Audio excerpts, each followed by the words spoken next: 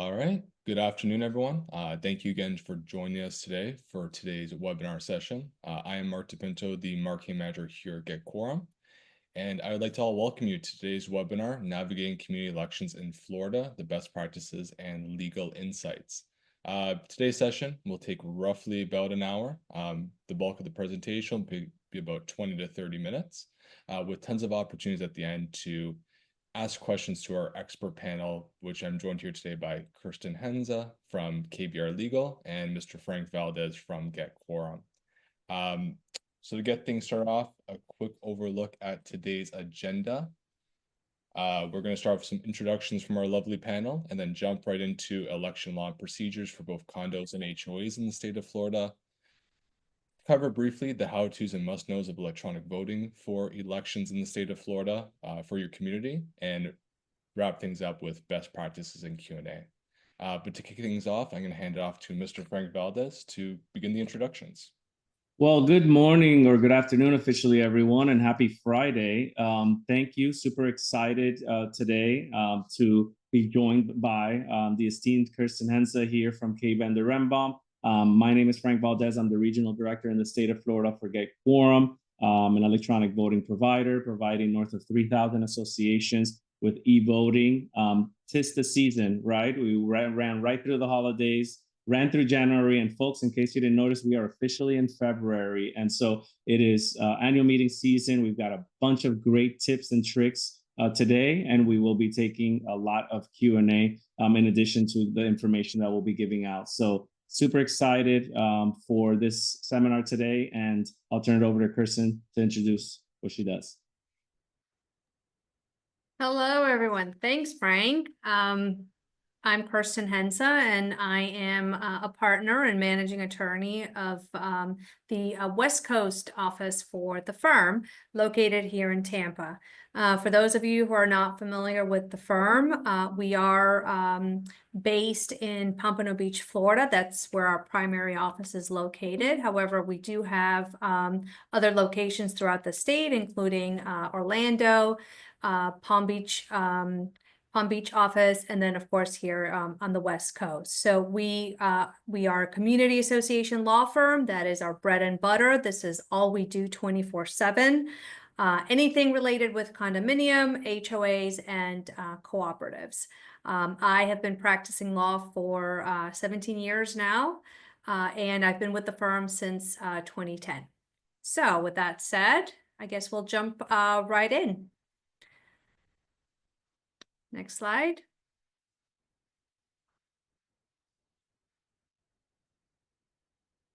All right, so we're going to tackle condominium association elections first.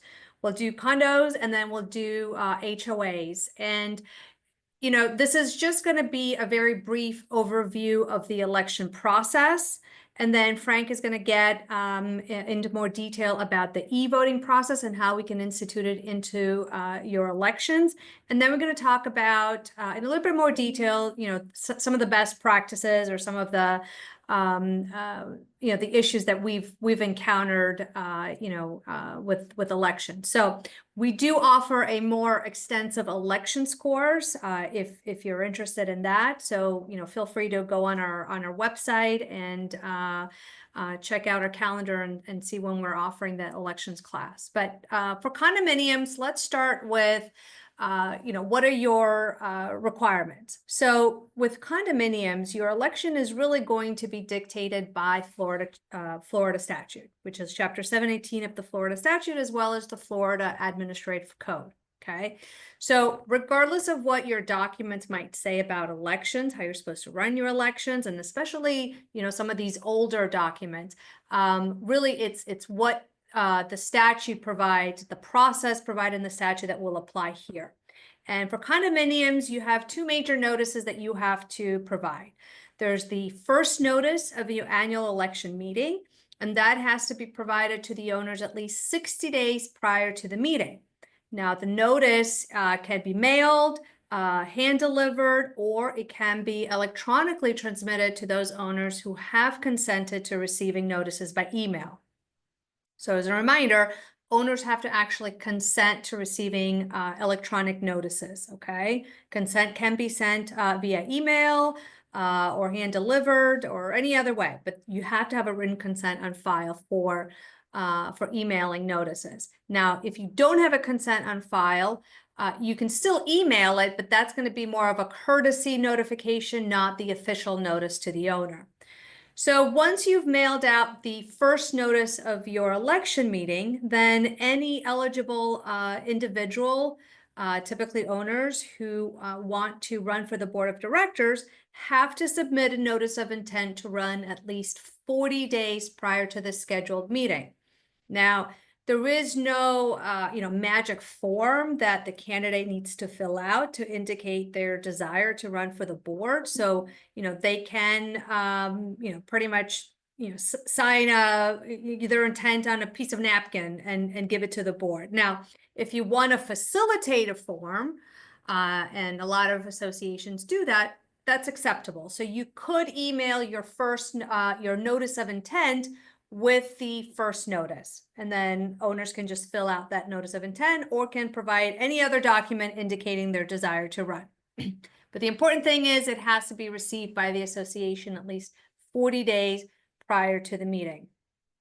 Now, if a candidate wants to prepare like a little biography about themselves, indicating, why they're qualified and why they're running for the board, that is typically known as an information sheet. So if they've created that and they want the board to disseminate that to the membership along with the election ballot, then they have to submit that information sheet to the association at least 35 days before the election.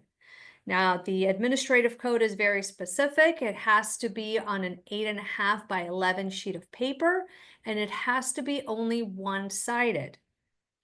Okay. So if the candidate provides that information sheet, we'll talk about it momentarily, it is so important that the board mails out or delivers that information sheet along with the second notice and all the voting materials. Okay.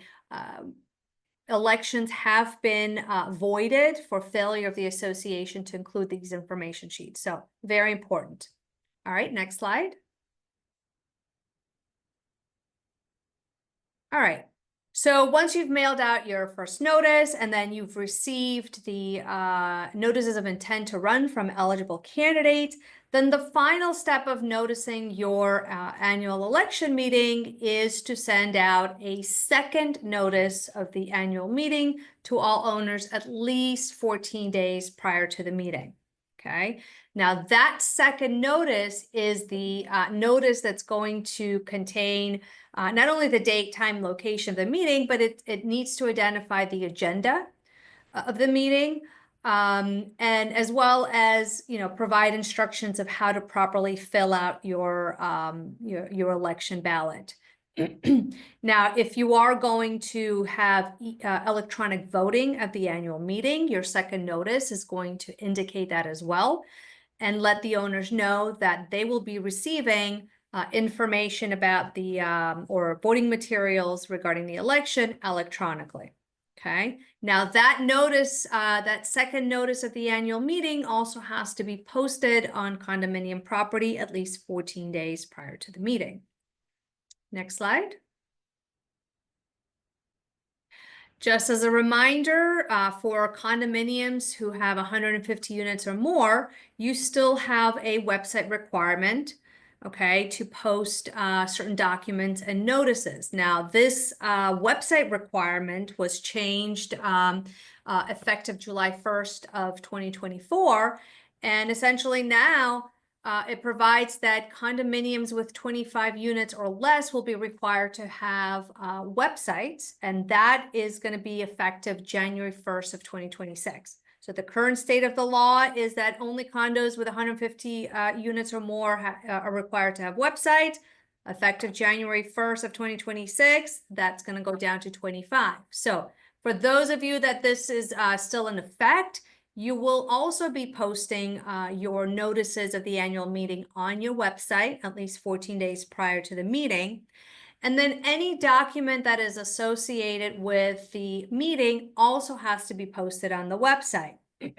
Now, typically at your annual election meeting, most associations just conduct their elections, right? But for others, you might take that opportunity to have owners vote on any other issue that owners need to vote on.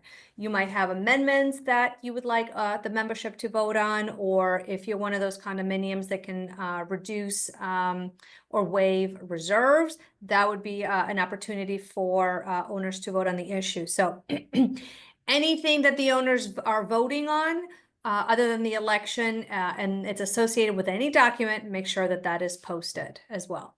All right, next slide.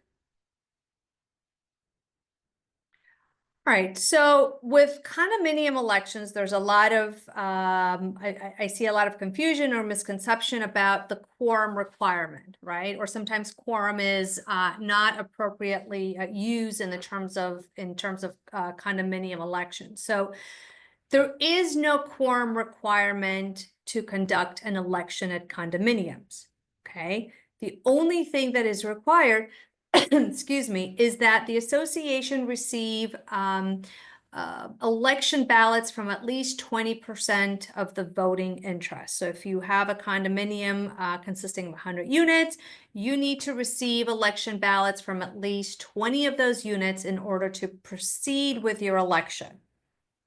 Okay, now you might be asking, well, what if you don't receive the 20% of the ballots? Well, in that case, there is a holdover board, right? So the existing board will essentially roll over, right? And those directors will remain seated and serve on the board unless any one of them desires to resign. What you do need quorum for, and quorum, by the way, quorum just means the minimum number of owners that need to be present at the meeting in order for the association to proceed with the meeting.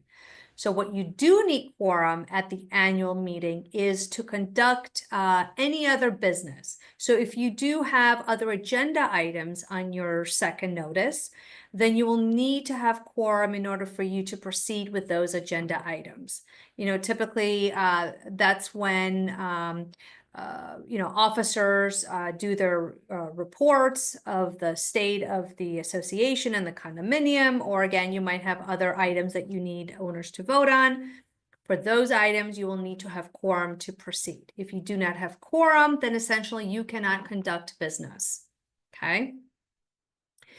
Now, importantly, again, with condominium elections, owners have to vote for directors only by ballot, right? The secret ballots. There's no permitted voting for condominium directors by proxies, okay? Next slide.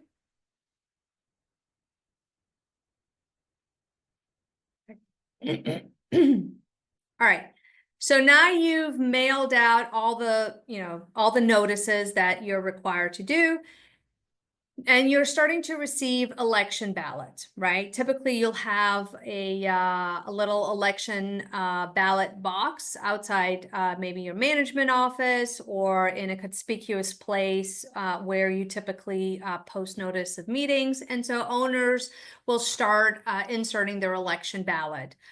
They also have the option of mailing their election ballot to the association if the owners are, out of state. So the first part of any election, right, is to verify the outer envelopes. The outer envelopes, if you recall, are going to have blank spaces for the owner who is casting the ballot to sign their name, as well as to identify the unit number belonging to the unit. Right? So with any election, the first thing you're going to do is verify the outer envelopes to make sure that the unit owner who submitted the ballot is the one that actually signed it.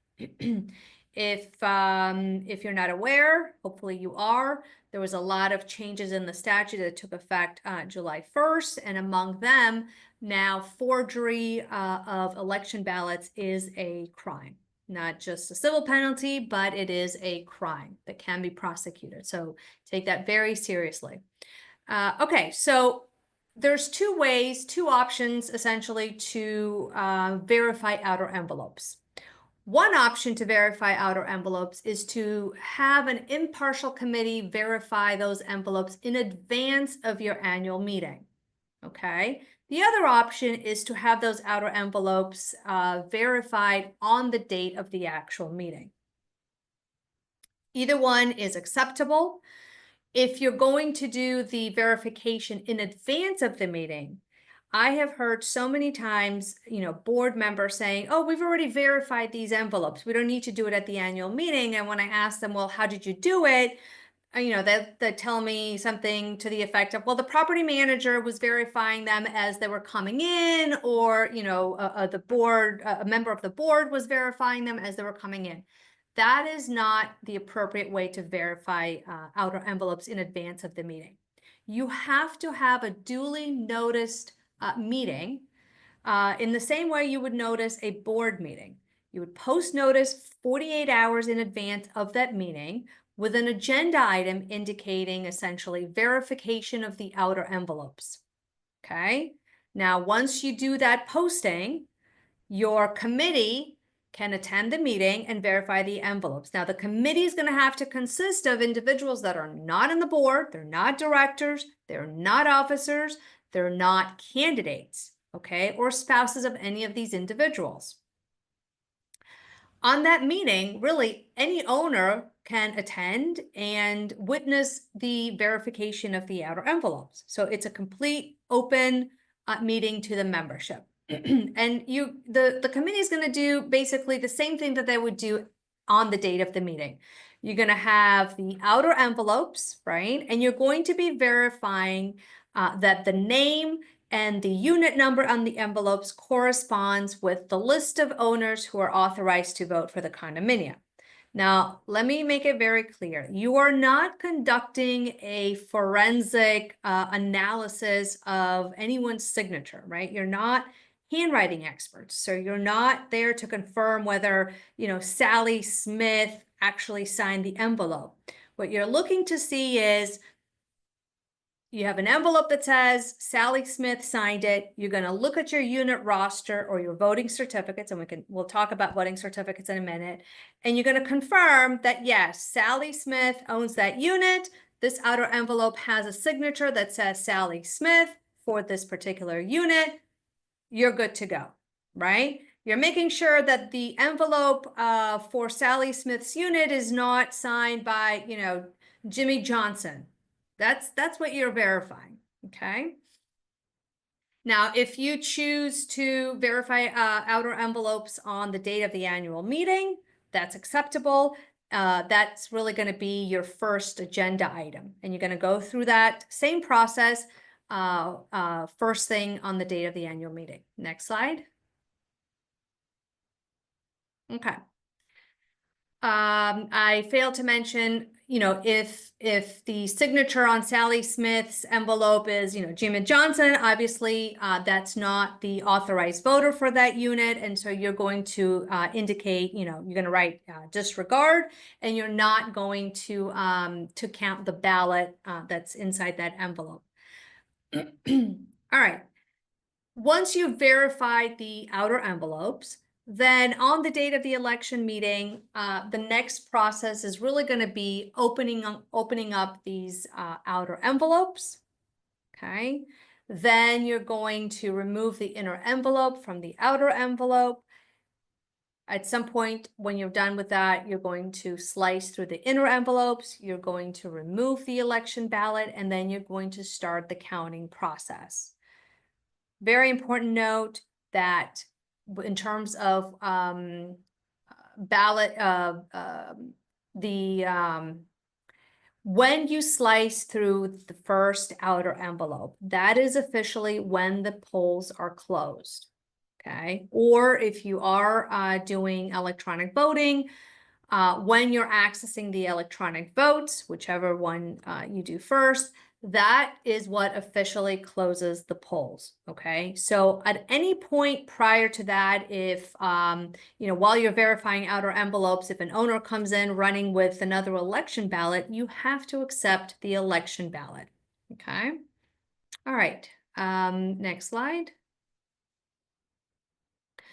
All right, that was elections for condominiums. Let's quickly go through elections for HOAs. So with HOAs, again, at the annual meeting, that is when you will typically have your election of directors. You might have other agenda items as well, but really you have to have at least your election on the date of the annual meeting. Next slide. Unlike condominium elections, with HOA elections, very important, you're going to run your elections in accordance with the procedures that are set forth in your governing documents, okay? So with condominium associations, you're going to do elections in accordance with the statute. With HOAs, you have to run your elections as provided forth in your bylaws, okay? Now, I am aware that there are many associations that have adopted election procedures by policy, by board-made rules, which are very different than what your bylaws currently provide. That basically will subject your election. If any owner challenges the election, it will subject your election to legal challenge. Okay, so if you are currently running your elections slightly different than what your governing documents currently provide, and they haven't been amended to provide for that procedure, then get with your legal counsel to amend your bylaws to address the election process that you want to have for your community. Typically, with HOA elections, it really just requires one notice to be sent to the membership in advance of the meeting. The notice, as with any other notice, has to include the date, time, location of the meeting. And unless your documents provide otherwise, the notice has to be mailed to the owners at least 14 days prior to the meeting, okay? You also have the option of emailing the notice of the annual meeting to the owners, to owners who have consented to receiving email notices, who have consented to receiving electronic notices in writing. All right, next slide. So one thing that the statute does provide for HOA elections is that if the election process set forth in your documents allow for candidates to be nominated in advance of the meeting, then the association is not required to allow nominations at the meeting. So unlike with condominiums that do not allow nominations at all, right? So candidates only have to submit a notice of intent to run. With HOAs, you have to allow nominations on the date of the annual election meeting, unless, of course, your documents provide a different process for owners to nominate themselves in advance. And that could be by way of requiring candidates to submit a notice of intent to run, very similar to condos. But again, it has to be done in accordance with your governing documents. Okay, next slide. Unlike condominium associations with HOAs, the first agenda item is going to be to establish quorum for your annual election meeting. You have to have quorum in order to proceed not only with the meeting, but with your election. Okay. And unless your documents provide otherwise, so unless your bylaws has a lower number, per Chapter 720 of the Florida statute, quorum is going to be set at 30%. So if you have bylaws that say that quorum is a majority of the owners, then you will default to what the statute provides, which is 30%. If your documents say your quorum is 10%, then that's what you go with, okay? If you cannot meet quorum at your HOA annual election meeting, then again, you will have a holdover board essentially rolling over to the next term. Next slide.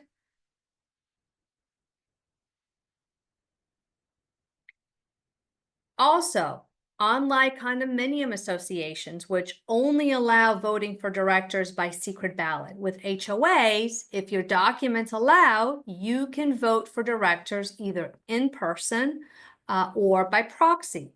That means if you cannot attend the meeting, you sign a proxy, you can give it to the neighbor. That neighbor will then come to the annual meeting, present the proxy, and in exchange of the proxy, that individual will get a ballot, right?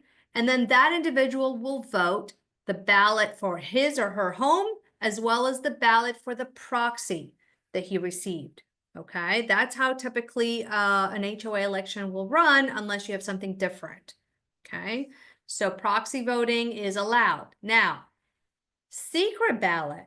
There's also a very big misconception that you can have for HOAs election by secret ballot. Again, only if your governing documents allow it. And if they do, the statute has been amended to now clarify that the process of secret ballot for HOAs has to mimic the process with condo associations. So you're going to have this inner envelope, and then you're going to have to also have this outer envelope with the blank lines for the owner to indicate their lot number as well as their signature. Next slide. All right. So I briefly went over what elections will look like for condominiums and HOAs, and we'll talk a little bit more about the some more specific points later on. I just want to note first electronic voting before Frank gets on in a few minutes that associations under 718 and under 720 of the Florida statute have the ability to institute electronic voting, okay, which is basically voting online, right? And Frank will talk about the Get Quorum voting platform in more detail, but big misconception that to have electronic voting in your community, you need the vote of the owners. That's not the case. The board makes the business decision of whether or not they want to institute electronic voting, and there's definitely a lot of good reasons for doing that Frank will discuss. But it's a board decision that is done at a board meeting with advance notice, and the statute requires notice of that meeting to go out to the owners at least 14 days prior. The extent of the owner's involvement is that owners have to opt into the system. So once the board has instituted electronic voting, those owners who want to vote electronically have to opt in writing. And if they opt in for electronic voting, they essentially can vote on any issue that goes before the membership. They can vote electronically until the owners choose to opt out, and they would have to choose to opt out also in writing. Now I've put here some slides that basically tells you what this platform needs to be able to do. I'm not going to read through them, but you can read at your leisure. Next slide. So these are some additional requirements that the e-voting platform has to meet in order to be authorized. You can read that at your leisure as well. Next slide. All right, I guess that was it. So I will pass this on to Frank, and then we'll continue the discussion after Frank's finished. Thank you, Kirsten. Wow. For those folks joining us today, talk about a subject matter expert, right? A depth of information. Listen, there's a lot to cover, right? And obviously very little time for us. So we're going to get through as much material as possible. We see the Q&As in the chat. We're going to make sure we get to those questions and leave some time here just beyond a few slides that I've got on my own. So thank you, Kirsten. That was amazing, or really good kind of background as to what most of these associations' best practices should be. And I will tell everybody on the call today, because I get questions almost on a daily basis now, you don't have to be a subject matter expert yourselves to know all of this. Conduct these elections with your subject matter experts. Make sure you have a good manager. Make sure you've got a good attorney that you're leaning on, right? And if you're using electronic voting, make sure that you have a subject matter expert in the electronic voting world.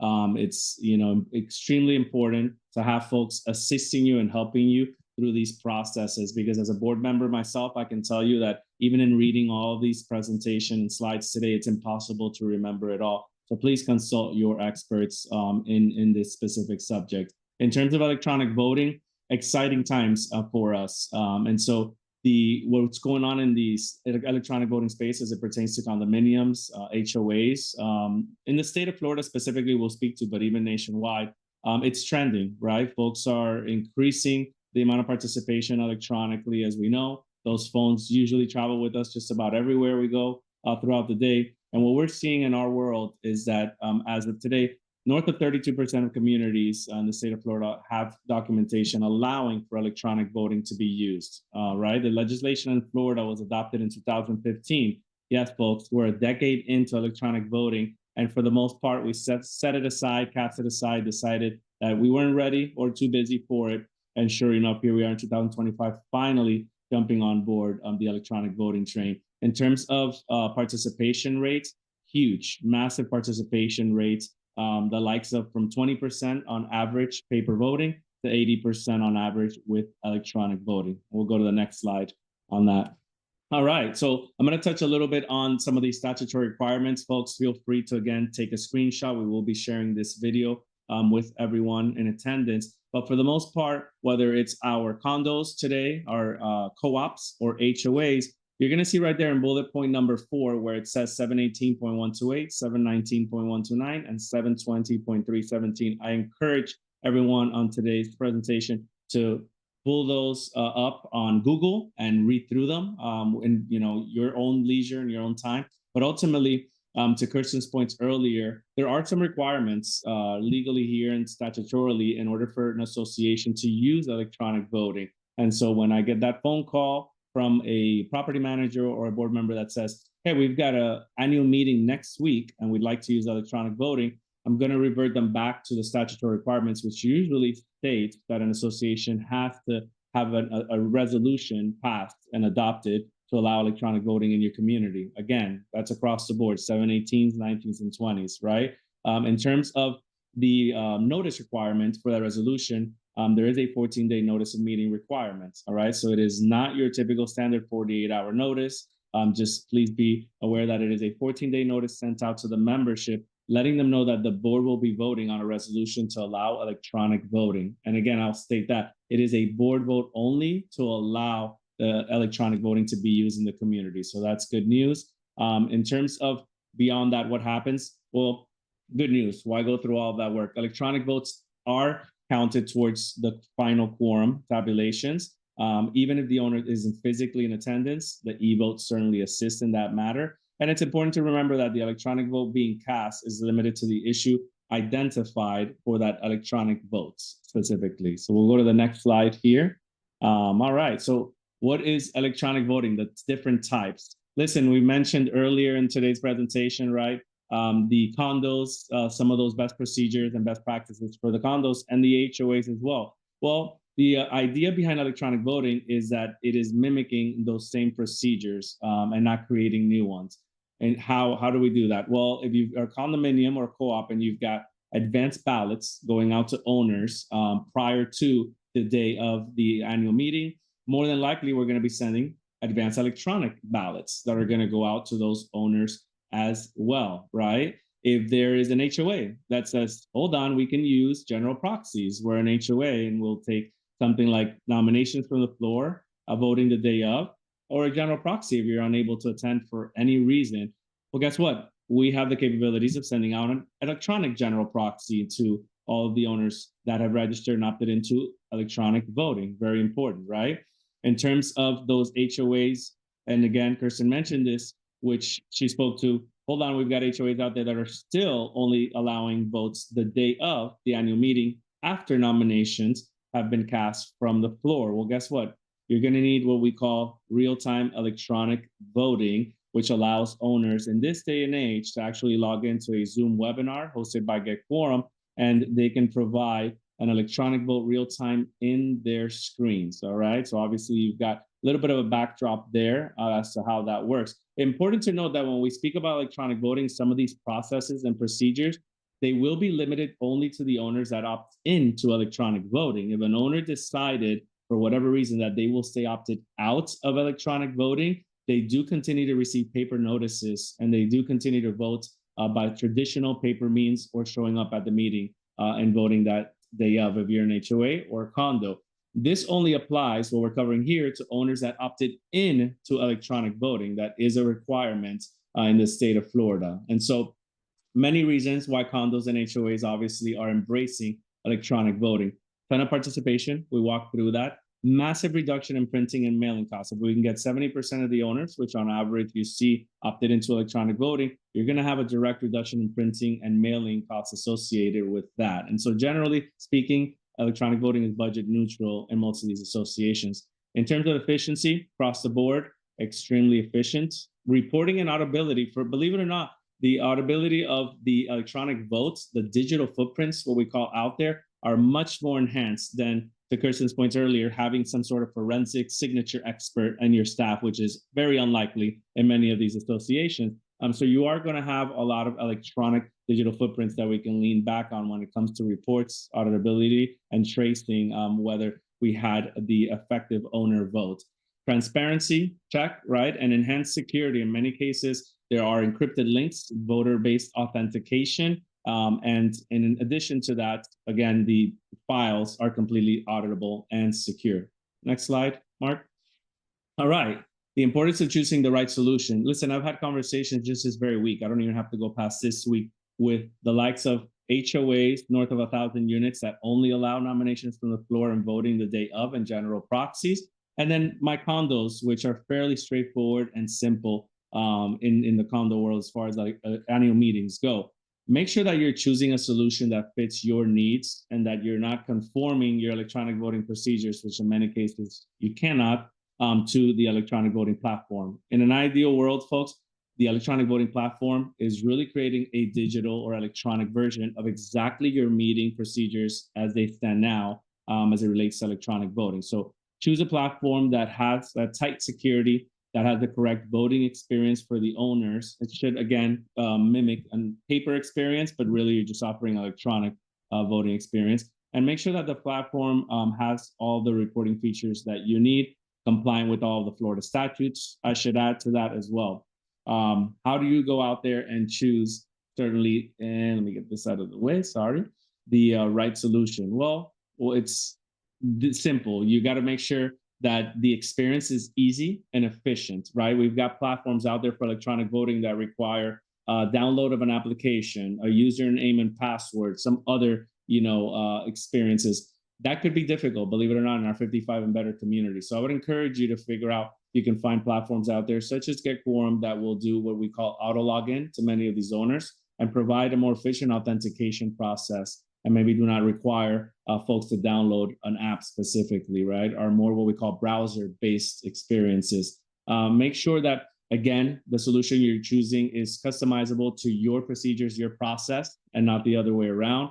Make sure it's extremely secure. Again, there are some statutory requirements. I'll let you read those, but the platform certainly does have to authenticate owners and obviously transmit secure ballots when they're needed. Make sure it reports exactly what you need. And on the technical support side, choose a partner that will help you every single step of the way. Electronic voting, I can honestly tell you, having worked in property management prior to my role here at Get Quorum, it's probably not the place where you want the budget leading company helping you, right? Because technical support might be challenging, and it may be a do-it-all yourself type of system. I highly encourage everyone, especially on today's call, to make sure that you're connecting with a fully managed electronic voting solution, whether it's Get Quorum or another. Make sure you've got some help and some subject matter experts as it pertains to electronic voting. Next slide, Mark. All right, best practices and case studies. So we'll just do some best practices here, and I'll kind of collaborate with Kirsten on the slide. So again, appreciate everyone sticking with us. We're going to leave some time for Q&A. I see it has bubbled up, so hopefully we've got some good Q&A. So let's walk through some best practices, at least as it pertains to kind of some of the things that I've got here. Establish some ground rules as it pertains to electronic voting and even your paper-based voting, right? Please make sure that you've walked through what it looks like with your vendor, with your legal counsel, and with your property manager.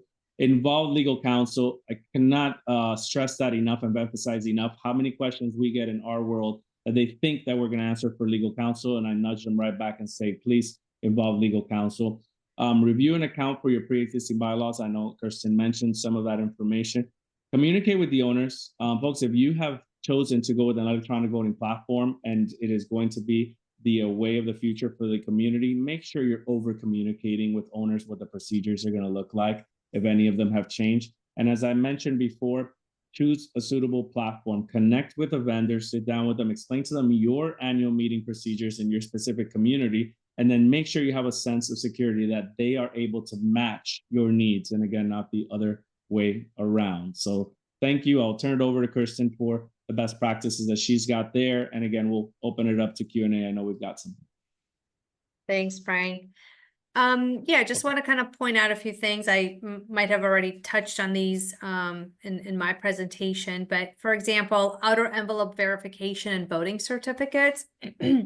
If your governing documents allow voting certificate, and a voting certificate will be used when a unit or in an HOA when a lot is owned by either multiple owners or by an entity, right? So the voting certificate will designate which among the multiple owners or which representative of the entity is authorized to vote. And it could be one of the owners, or it could be a third party. But if your documents require voting certificate, then you should be requiring those voting certificates from owners. In other words, collecting them in advance of the meeting. And those voting certificates, once they're received, they're good until the owner changes who the voting member is. And so that will come in handy when, especially in condominiums, you're verifying the outer envelopes, right? So you're not guessing, if a unit is owned by, 3 individuals, you're not guessing which one of them is the one authorized to cast the vote. The voting certificate will indicate, who that individual is, and then that signature needs to be that of the authorized individual.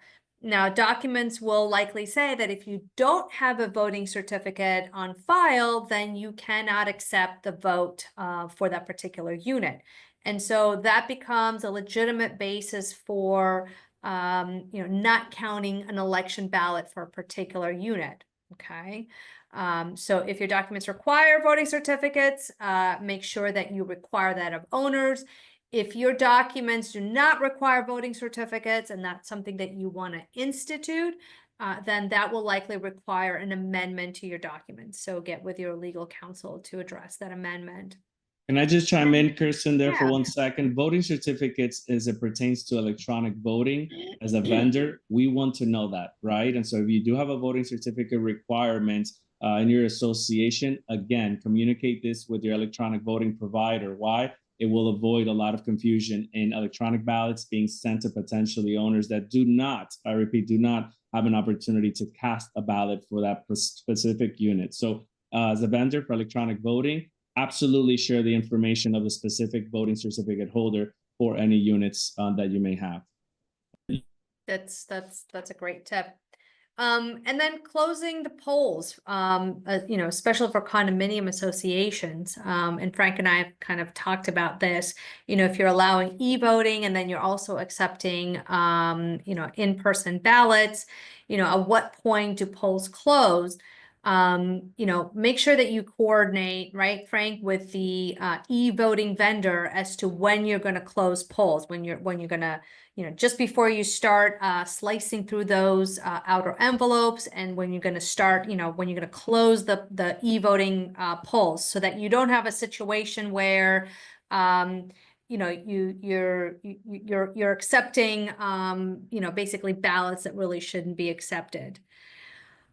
And then, authorizing use of secret ballots for HOAs. Again, you're gonna have to conduct your elections in accordance with your bylaws to avoid a successful legal challenge, right? So you can't just decide you're gonna have secret ballots for your community, okay? This is not a policy. This is not a board discretion. This is something that requires an amendment to your bylaws with membership approval. And then dispensing with nominations on the floor by HOAs. this is something that's going to be coordinated also with your, your e-voting platform, right? Because you have to allow nominations from the floor, right? Unless you have a different process in place to allow owners to, nominate themselves in advance. And if you do, that obviously has to be coordinated with your e-voting platform, right? Because you're not going to be able to accept nominations on the date of the meeting. And if you are accepting nominations on the date of the voting, then again, that has to be coordinated with e-voting platform as to, owners voting on the date of the annual meeting. Okay, I mean, I think that's all I got for now. I know there's a lot of questions, so maybe we want to jump right in, Frank. Absolutely. And just one thing to add in terms of closing of the polls, and this is urban legend for me, just about every single week, if not more often, I get this question. Well, since we're using electronic voting at the e-voting platform, we'd like for you to close electronic voting 2 days in advance or 1 day in advance. The paper ballots will continue to receive them up until X day, X time, or the opening of the first, to your point, the first envelope. But it's a little bit of an unfair advantage. Again, find an electronic voting provider that can remain consistent across the board and not give an advantage to paper voters. Electronic voting can and should be closed consistent with your closing of the poll, right? If it's when envelope is open, the first one's breached, that's when electronic voting should be closed. If it is the night before, which I do have some associations that it's 5 p.m. the night before for everyone across the board, paper or electronic voting, then fine. Again, make things consistent with your procedures and processes across the board for paper and electronic voting. So we'll take some questions here, and I know that we've got quite a few, but we'll come up with some good conversation. I have no doubt. Yeah, absolutely. And thank you, Frank and Kirsten. That was a great session, but we have a ton of questions here. So just a friendly reminder for everyone on 2Notes that yes, this presentation along with the questions will be shared with everyone in the next day or so once it's made public. But looking around here, and for anyone that has any additional questions, feel free to use the Q&A function at the bottom of the chat. But just looking through some stuff here, I'll start just wrapping them off. So we have a question come in is, how far in advance of the election meeting must a unit owner opt in to electronic voting? Repeat that again, Mark. We have a question here. It says, how far in advance of an election meeting must a unit owner opt in to vote electronically? Yeah, so according to the statutes, at least 14 days before the date of any meeting requiring a membership vote, an owner must have already opted into electronic voting. Why? If you read the statute, it speaks to the fact that the electronic voting provider, whomever that is, must have authenticated the electronic voter at least 14 days prior to a meeting requiring a membership vote. And so translation on that, basically layman's terms, 14 days before a meeting, an owner must have opted into electronic voting. The good news is that by way of those resolutions that we spoke about earlier, our recommendation to most of the associations is to put language in there to have some sort of guardrails around when owners opt in to e-voting and opt out of e-voting to avoid any confusion close to again, a meeting requiring a membership vote. Good question, though. Right. Awesome, Frank. So question for you, Kirsten. Paul's asking if the elections are uncontested. Oh, sorry. A bunch of questions are coming in, so I'm kind of losing track. But question for you from Paul, Kirsten. He is asking if the elections are uncontested, do the information sheets still have to be mailed out? Yes.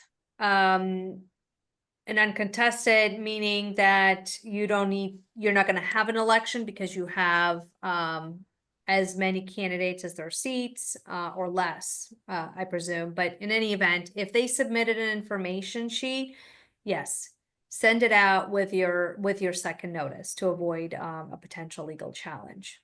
All right, awesome.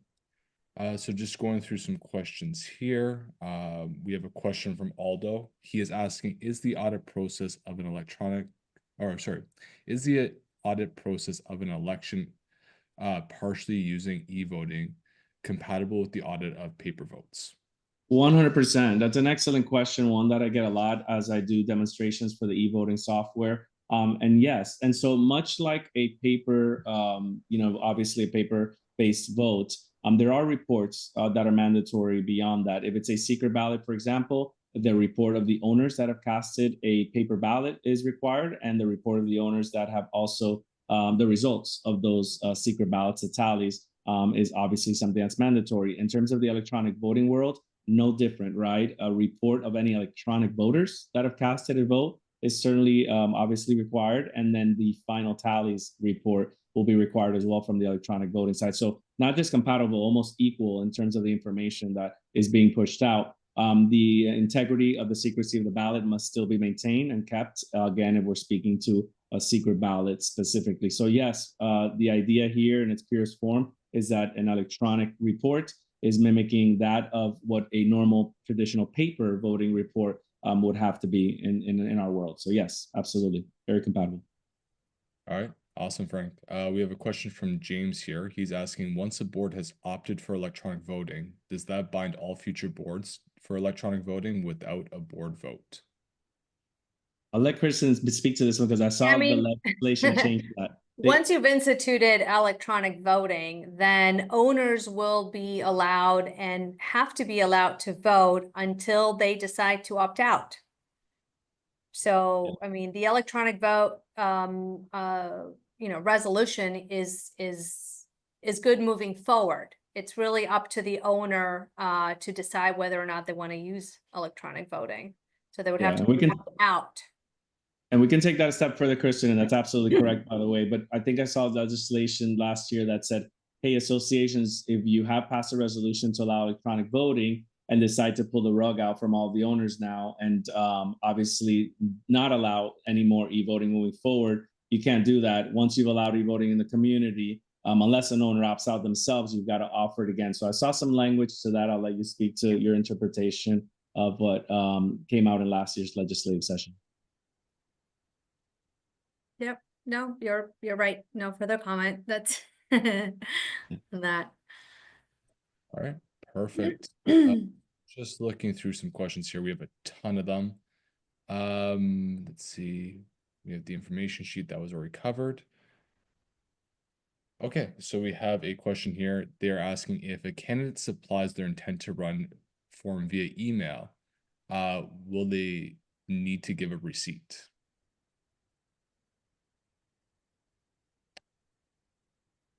So receipt from an emailed intent to run. So I'm assuming it's emailed to property management. We're going to make some assumptions here. The intent to run, obviously within the right time frame, and whether they need a receipt. Kirsten, your thoughts?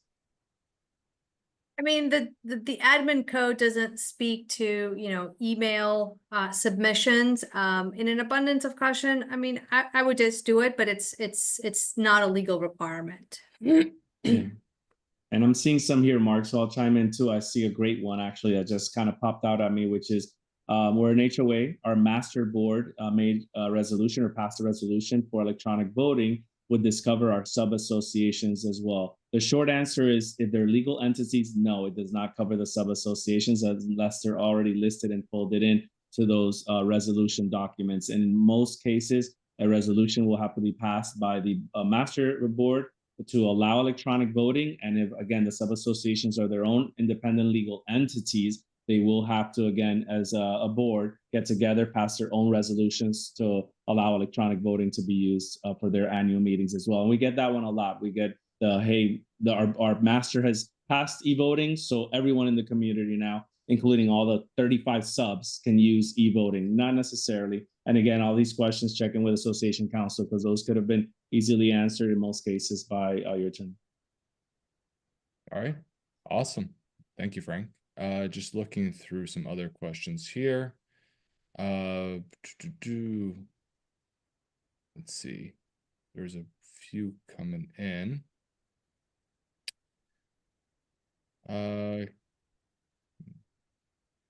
So there's a question here. Can a property owner opt in via email? Is that considered in writing?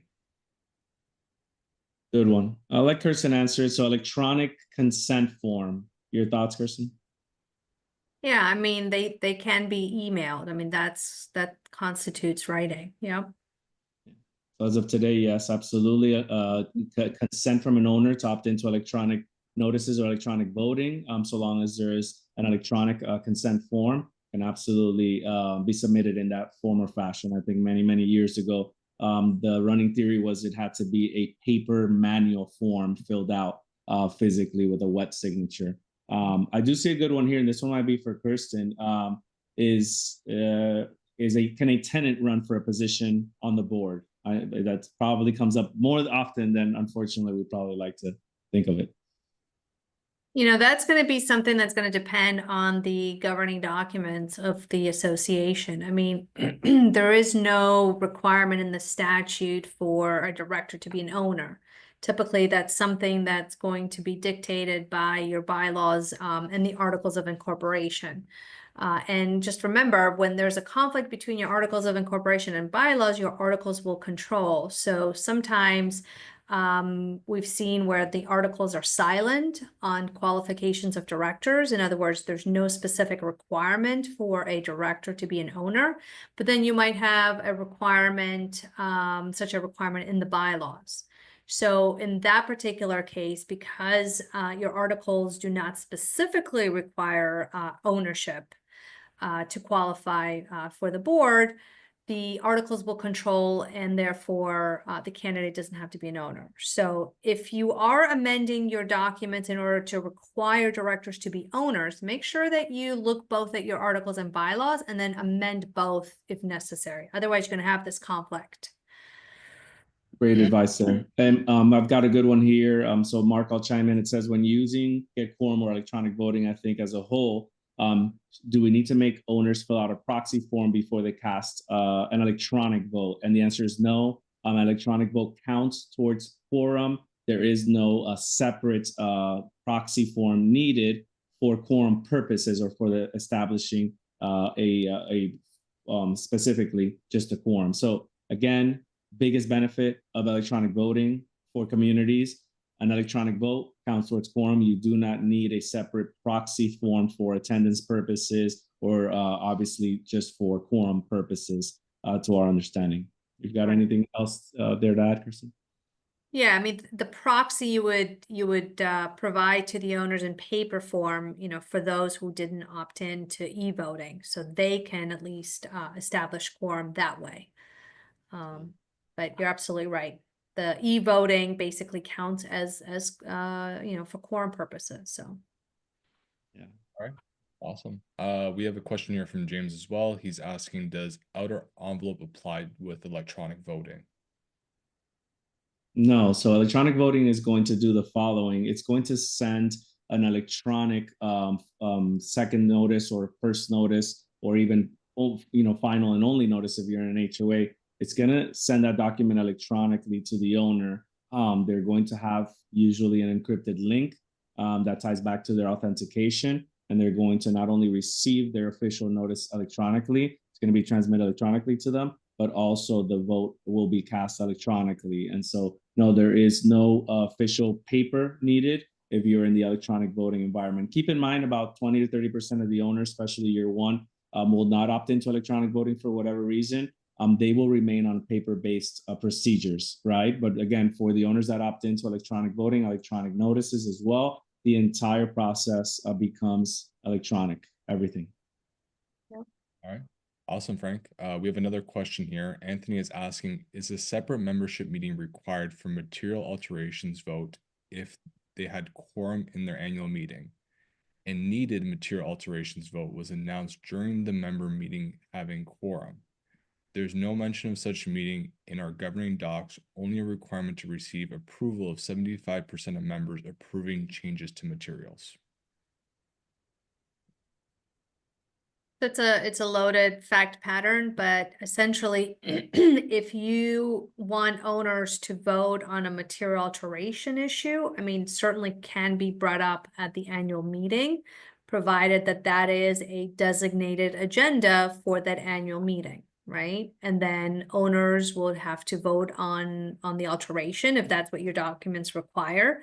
And then you would set up the vote, you know, electronically, or you would have either ballots for those paper ballots for those owners who go to the meeting in person and want to cast a vote, in person, or you will mail out a limited proxy with the election voting materials for owners to cast a separate vote on the material alteration issue.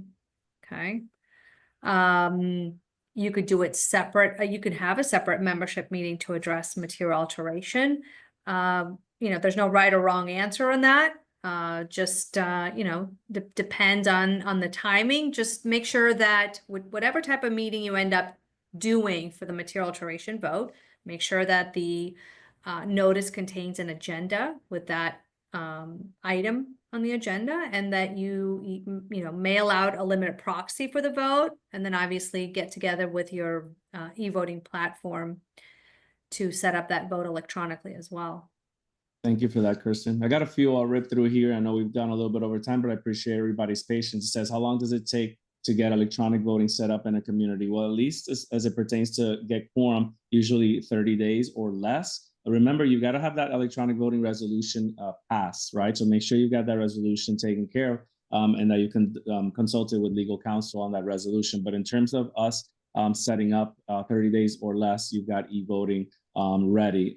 Can an owner vote electronically and on paper? Generally speaking, those are 2 votes. No, right? There's usually 1 vote per unit per event. And so they should only be receiving either an electronic ballots or electronic proxy if you're voting by proxy, or a paper ballot. They should not be receiving both or casting both votes. That gets very confusing. We get that one a lot. And the last one I've got here is, can we vote to make electronic voting mandatory, or does a law need to be changed? No, there's no change in law needed. Again, refer to your electronic voting statute, whether you're a condo, co-op, or HOA.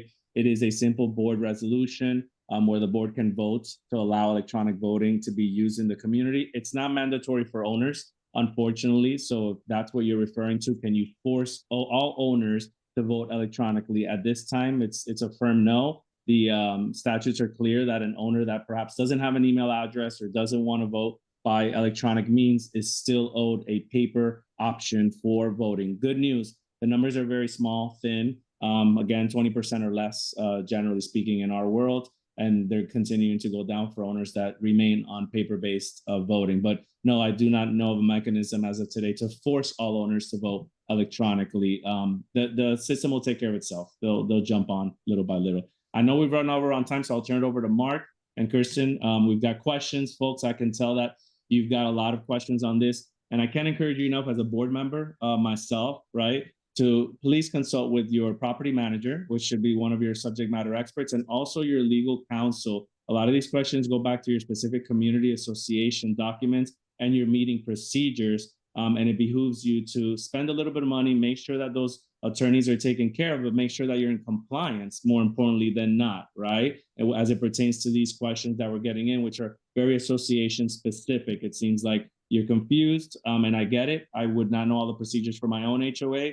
Again, this is where association counsel comes in to make sure that you've got the correct process in place. So I'll leave it there and turn it back over to Mark.